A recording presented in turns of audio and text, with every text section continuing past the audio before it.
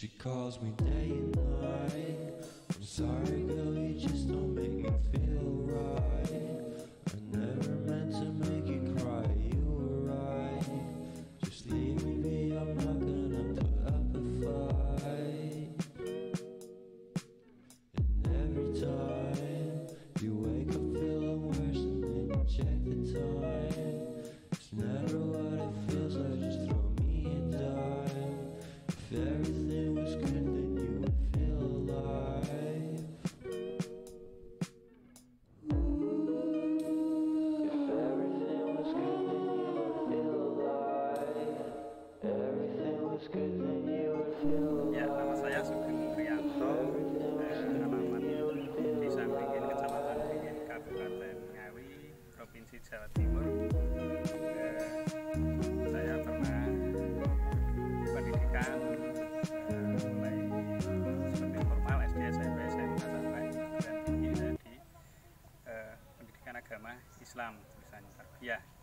Kemudian kenapa saya di sini mengembangkan di bidang pertanian, karena di wilayah saya itu mayoritas petani, kemudian lahan pertanian juga luas, sehingga mendorong saya untuk bagaimana potensi yang ada di daerah saya itu bisa berkembang petani dan petani pinggiran hutan, sehingga ekonomi bisa dibilang ekonominya kurang gitu, karena keterbatasan mungkin pola tanamnya ataupun cara tanamnya dan sebagainya, sehingga saya terdorong untuk bagaimana berinovasi agar petani itu bisa mandiri, tidak tergantung pada produk-produk kimia, kemudian juga lebih untung, sehingga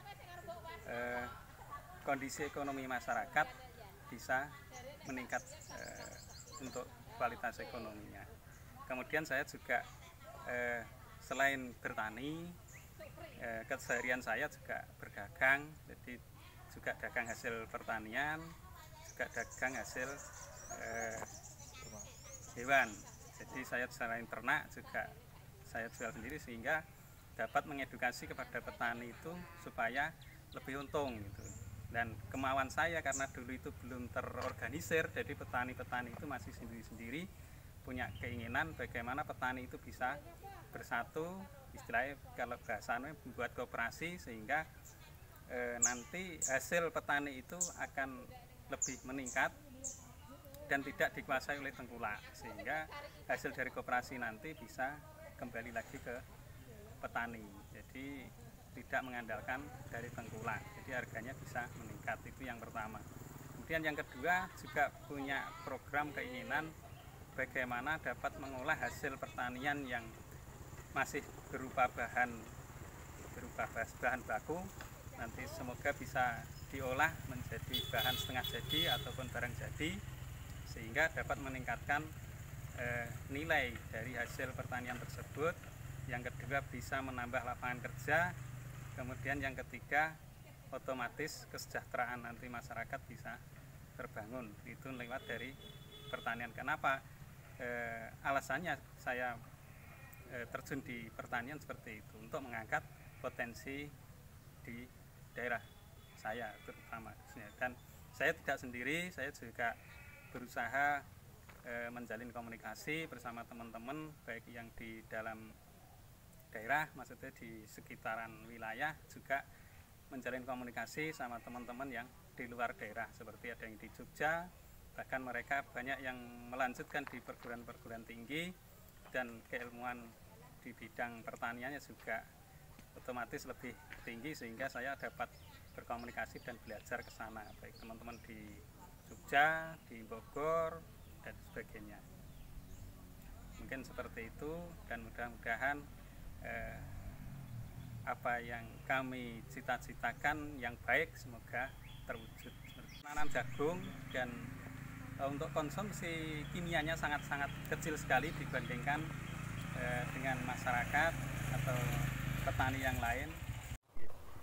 Saya bersama teman-teman juga berusaha berinovasi bagaimana untuk istilah mengirit biaya pertanian sehingga petani lebih untung. itu apalagi saat ini yang pupuk subsidi sangat-sangat berkurang sekali, kemudian pupuk non subsidi juga mahal, sehingga petani itu mengandalkan pupuk kimia, itu otomatis tingkat keuntungan itu dipertanyakan. Saya memakai paduan, jadi saya juga buat POC, juga buat pupuk organik padat, sehingga untuk kebutuhan pupuk kimianya sangat-sangat sedikit sekali, hanya sebagai istilahnya tambahan. Jadi dalam 1 kilo benih jagung paling saya hanya menggunakan pupuk sekitar 7 kilo sampai 10 kilo pupuk kimianya, itu sudah banyak. Rata-rata di saya itu hanya 5 kilo 7 kilo gitu.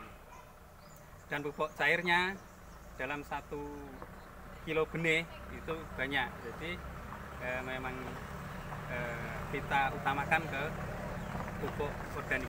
Kalau biasanya dalam 1 kilo benih itu minimal pupuk kimianya 50 kilo, sedangkan saya berusaha bersama teman-teman bagaimana memadukan bahan-bahan organik. Itu kita fermentasi, kita buat mol untuk fermentasi bahan-bahan organik tersebut, kita aplikasikan ke tanaman. Alhamdulillah tanamannya juga lebih subur, tanahnya juga subur, tanamannya juga lebih sehat. Kemudian untuk pemajunya kita juga padukan dengan kimia, hanya sebatas tambahan. Kita kocor, kalau jagung kita kocor 2 kali, semprot 2 kali. Jadi kita kocor waktu usia sekitar 15 hari, itu kita kocor POC sama pupuknya paling dalam 1 kilo benih atau 20 liter air, itu kita pakai sekitar 1 kilo pupuk kimianya, dan POC nya itu sekitar 2 liter.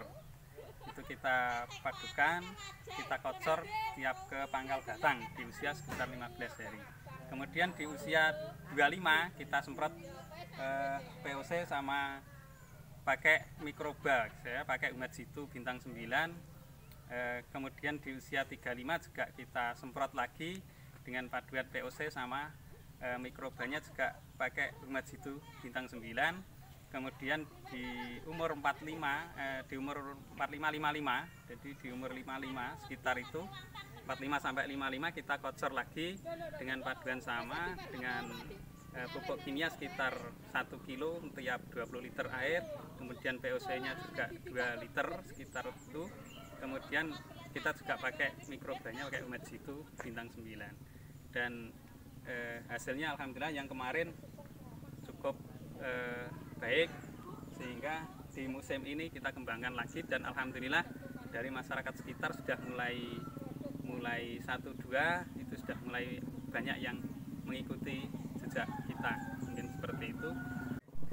Dari sini saya secara pribadi berharap semoga inovasi-inovasi ini dan bersama teman-teman, terutama teman-teman petani milenial, itu bagaimana kita berinovasi dengan pertanian organik, pertanian yang ramah lingkungan, yang tidak tergantung terhadap produk-produk kimia atau pabrik-pabrik, sehingga petani bisa mandiri, bisa sejahtera,